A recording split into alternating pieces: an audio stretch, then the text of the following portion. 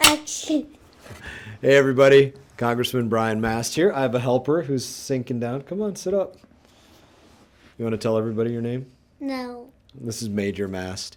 He's my youngest helper, and proud to have him with me for the week, helping here in Washington, D.C. I hope that you all had a great week, getting ready to move into an awesome Christmas. Let me tell you about everything that's gone on here in Washington, D.C.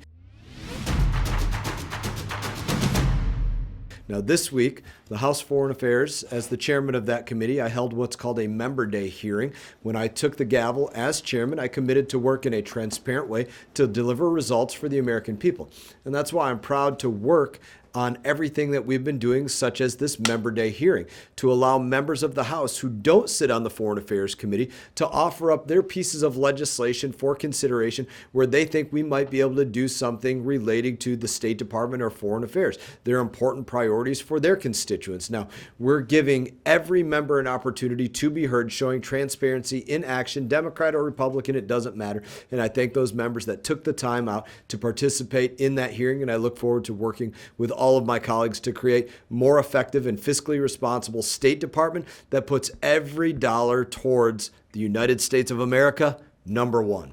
I want to switch gears and talk about the biggest piece of legislation that we worked on this week. It was what's known as the NDAA, and that's what passed the House floor. We passed that NDAA is known as the National Defense Authorization Act is what that stands for. Now, the NDAA is a very important bipartisan piece of legislation that funds the Department of War. Everything from pay, defense systems, our foreign policy strategies are part of this bill. Now, in this legislation, we made sure that every American tax dollar goes towards what I said already, putting America first here at home and on the global stage. It takes steps to rebuild our foreign policy and deliver a peace through strength agenda. No more drag shows in Ecuador or transgender operas, transgender musicals, transgender plays, transgender job fairs, all those crazy things that were being funded by the State Department. I put legislation through what was known as the State Department Authorization Act, and then we took that State Department Authorization Act and we put it into this National Defense Authorization Act. So that's how we did that.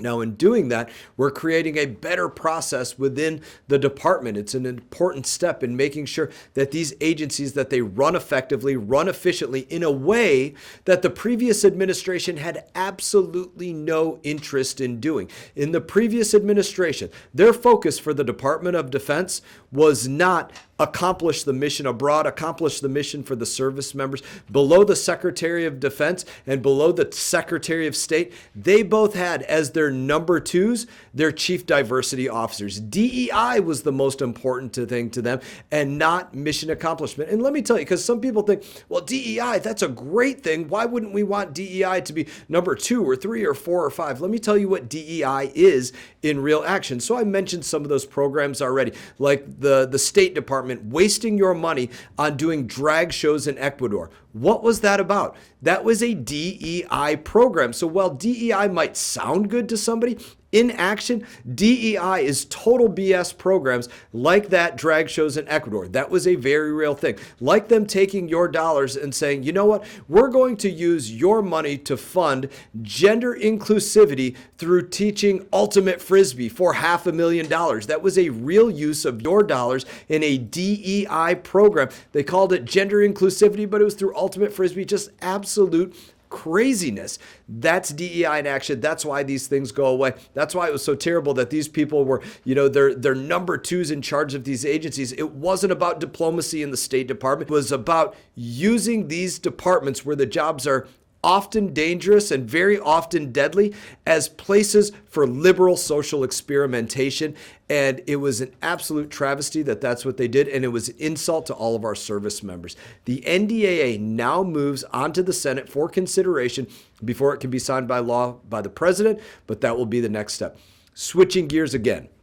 This week on the House floor, we also passed the STARS Act, which will give every American the chance to visit our national parks for free on Constitution Day the next year to honor our 250th anniversary. This means that America's more than 400 national parks, historic battlefields, cultural landmarks will waive any entry fees that they have for everybody. From Yosemite National Park to Everglades National Park, this will be a great celebration for our country as we also honor the continued preservation of our prized public lands. Now, in closing, I just want to tell you all, if you've signed up for Service Academy Fitness Selection and Assessment, as we call it, it will be held this Saturday, December 13th. I look forward to seeing many of you there. As always, it is an honor to serve you. I look forward to seeing you all around home. As always, you all take care.